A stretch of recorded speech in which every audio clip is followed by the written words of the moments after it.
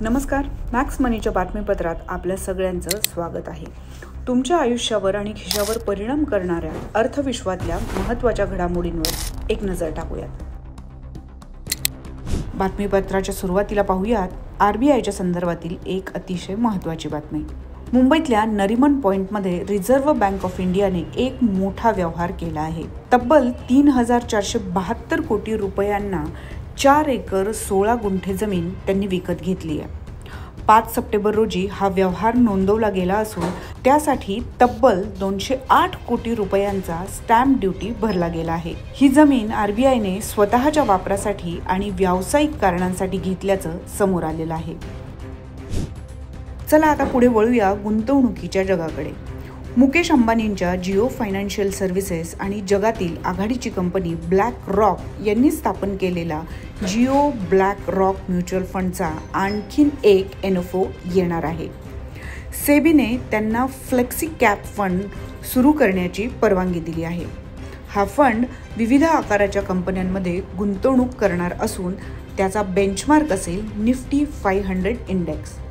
आणि हो, या येणाऱ्या योजनेचा NFO 23 सप्टेंबर ते 7 ऑक्टोबरपर्यंत उघडा राहणार आहे. खास गोष्ट म्हणजे गुंतवणूक फक्त 500 रुपयांपासून सुरू करता येणार आहे. म्हणजे छोट्या गुंतवणुकीसाठी ही मोठी संधी आहे. आता एक आंतरराष्ट्रीय बातमी पाहूयात. ओरेकल कॉर्पोरेशन सहसंस्थापक लॅरी एलिन्सन यांनी एक इतिहास रचला आहे. फक्त एका दिवसात त्यांच्या संपत्तीत तब्बल 101 अब्ज डॉलरची भर पडली आहे.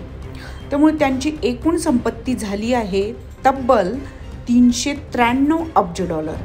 आणि या झेपेमुळे त्यांनी टेस्लाचे CEO एलन मस्क यांनाही मागे टाकलेलं आहे.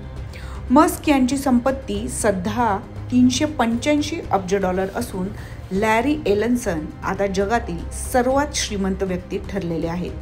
आणि महत्त्वाचं म्हणजे ही बाब ब्लूमबर्गच्या इतिहासातील सर्वात मोठी एकदिवसीय वाढ मानली जाते आहे.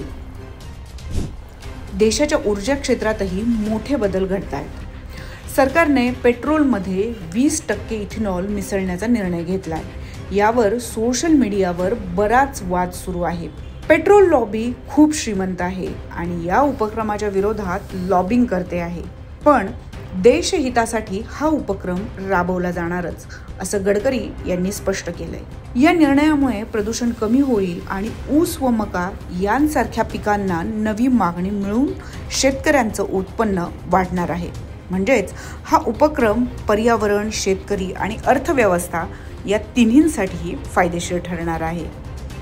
आजच्या मॅक्स मनीच्या बातमीपत्रात इथेच थांबूयात. अर्थविश्वातील ताज्या आणि महत्त्वाच्या घडामोडी आम्ही आपल्यापर्यंत आणत राहू. पाहत राहा मॅक्स महाराष्ट्र.